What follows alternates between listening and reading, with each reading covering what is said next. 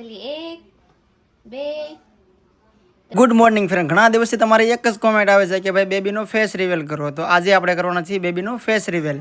બપોરનો સમય છે તો પહેલાં જમી લઈએ. જમવામાં છે ભાત, રોટલો અને સેવનું શાક અને પ્રીતિ માટે ખાસ કરીને રીંગણાનો ઓળો.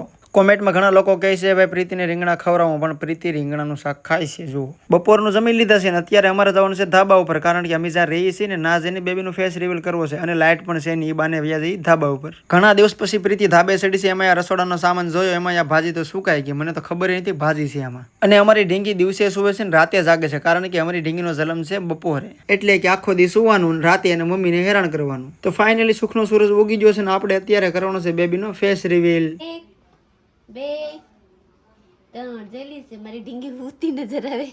તો આ છે અમારી લાડકી દીકરી. તો કોમેન્ટ કરો આ કોના ઉપર ગઈ છે, મારા જેવી લાગે છે કે પ્રીતિ જેવી લાગે છે. આનું નામ મમ્મી હજી રાખ્યું નથી, તો ખાસ કરીને કોમેન્ટ કરજો આનું નામ મમ્મી શું રાખીએ. આ મિની વ્લોગમાં આટલું જ. આનો ફૂલ વિડીયો મારી યુટ્યુબ ચેનલમાં આવી ગયો છે, તો જરૂર જોઈ આવજો. મળીએ બીજા મિની વ્લોગમાં. ત્યાં સુધી બાય.